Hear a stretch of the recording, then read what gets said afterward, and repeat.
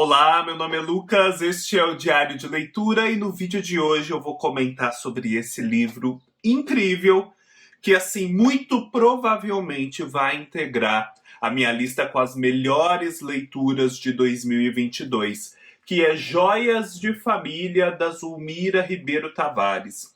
Esse foi um livro que eu ganhei de presente da Diná Dominique. A Diná Dominique é uma pessoa queridíssima que também produz conteúdo sobre livros no Instagram. Eu vou deixar a referência ao perfil dela aqui embaixo. Que me presenteou com essa joia verdadeiramente no começo do ano. Logo em seguida eu já fiz a leitura. Eu gostei bastante. Por algum motivo eu perdi o timing de fazer vídeo e fiquei esperando um momento para reler e finalmente produzir esse conteúdo aqui para o canal. Recentemente eu pude, enfim, reler o livro. O livro só cresceu com a releitura, ele já era grande, se tornou enorme.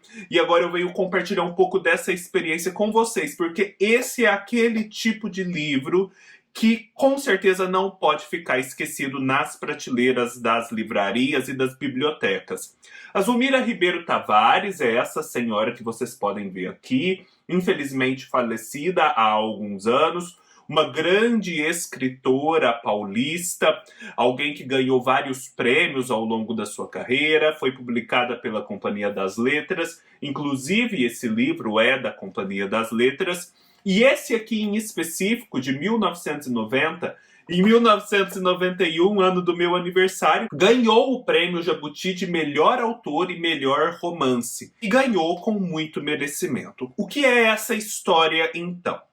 Aqui a gente tem a história de uma senhora muito distinta, chamada Maria Braulia Munhoz.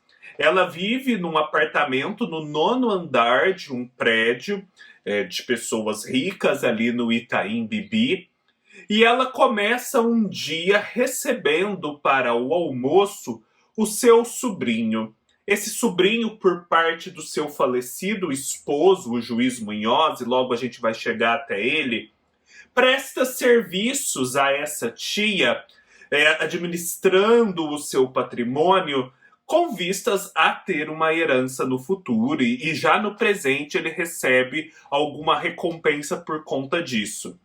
E ele, por conta da insistência que tiver em relação à tia, conseguiram levar uma joia muito preciosa da tia para avaliação, porque era melhor ter aquelas peças avaliadas para, caso acontecesse algum imprevisto, eles terem uma noção de quanto dinheiro eles tinham ali investido e do que poderiam obter com a venda delas.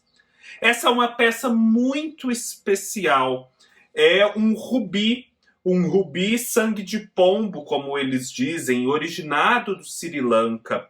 Uma peça muito rara que tem um vermelho muito vivo e ao fundo é como se houvesse uma chama azul dentro do rubi.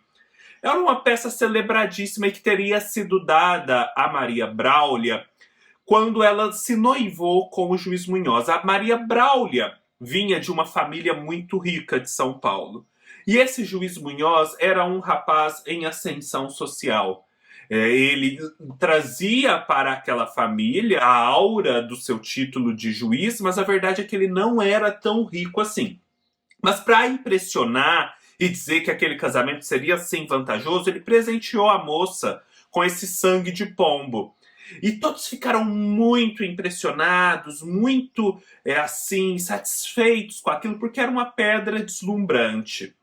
Só que, qual não é a surpresa, logo aqui no início do livro, quando o sobrinho diz para Maria Braulia, e diz isso com medo da sua reação, que, na verdade, aquele sangue de vidro, segundo o grande avaliador que ele consultara, uma pessoa assim acima de qualquer suspeita, era apenas um pedaço de vidro. A peça que todos pensaram a vida toda ser uma das gemas mais preciosas daquela família era uma coisa vagabundíssima. E assim, a Maria Braulia reage a essa informação. Ela se mostra indignada, suspeitosa da qualidade daquele joalheiro que dissera semelhante coisa. Mas, para a estranheza do sobrinho e até para o seu temor, porque aquilo é atípico, ela se mostra assim, monocórdia. Ela reage no mesmo tom, sem modulação de voz, como se lhe faltasse o ar. O sobrinho acha aquilo estranho e começa a explicar todo o processo de falsificação de joias, porque é assim, as joias não são falsificadas da mesma forma. Existem composições que são feitas muito realistas, que realmente obtêm um efeito de legitimidade. E segundo o avaliador, aquele sangue de pombo, aí o sobrinho tenta contornar, nem era tão mal feito assim, etc, etc. Coisas como aquela aconteciam com todas as famílias.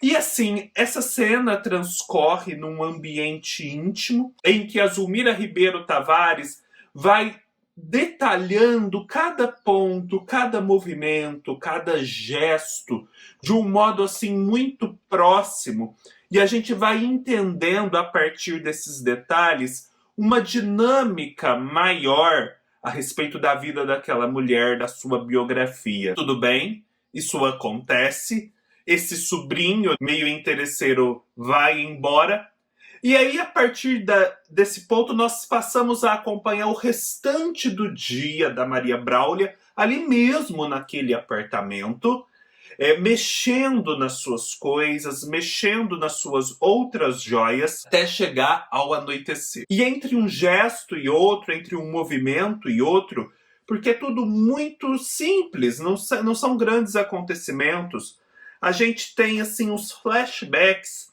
em que há uma explicação melhor, por exemplo, de como aquela peça chegou a Maria Braulio e do trecho da vida dela a que aquela peça estava associada. De modo que ao final, quando chegamos à noite, quando a Maria Braulio finalmente descansa dessa função social que ela também exercia, nós já temos um panorama completo da sua biografia.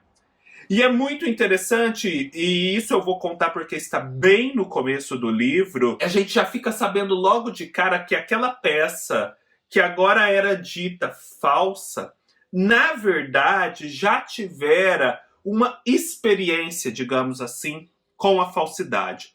Porque desde que ela fora presenteada a Maria, esse noivo dissera a ela que era melhor para uma gema tão preciosa como aquela ter uma cópia. Ter uma cópia, isso era muito comum na época, porque ninguém nunca sabia se a pessoa estava usando a gema verdadeira ou a imitação. E isso trazia uma maior segurança, evitava furtos, etc. E de modo que a gema verdadeira ficava no cofre de um banco, a gema falsa em outro, nunca ninguém sabia o que a Maria Braulio estava usando, se o verdadeiro ou se o falso. E já nesse momento começa toda uma confusão, toda uma troca entre essas gemas, que vai ter sérias consequências e vai ser muito significativa. Falando assim, pode parecer um livro bobo, um livro muito parado, muito intimista, falando de joias de uma velha senhora rica. Que interesse pode haver nisso? Muito interesse. Porque, na verdade, as joias aqui são um modo que a Zulmira Ribeiro Tavares encontra para falar de muitas outras coisas.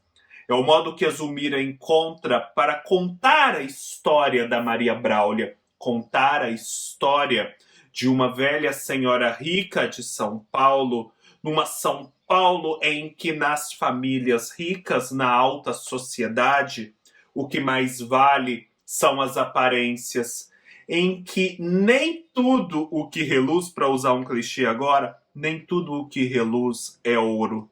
Portanto, através das joias e através da biografia da Maria Braulio, é sobre toda uma sociedade que a Zulmira Ribeiro Tavares está falando.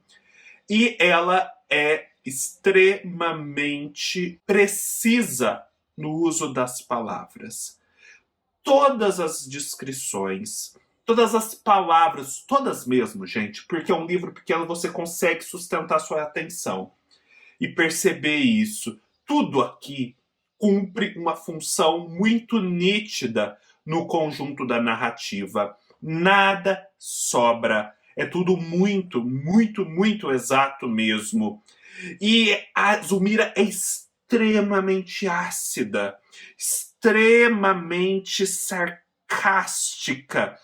Ela é assim de um humor muito, muito ácido, aquele humor até britânico, a gente diria, mas tudo muito sutil. Você tem que estar muito atento para perceber que, na verdade, ela está sendo irônica ao fazer certas descrições, ao fazer certas associações. E é impressionante, nesse universo intimista em que nada sobra, como a joia e as vicissitudes dessa joia e a questão em torno da autenticidade ou falsidade da joia vão sendo um espelho de toda a vida da Maria Braulio e da sua vida com esse juiz Munhoz, que a gente vai perceber, isso eu não vou adiantar para vocês, mas foi assim um casamento altamente duvidoso.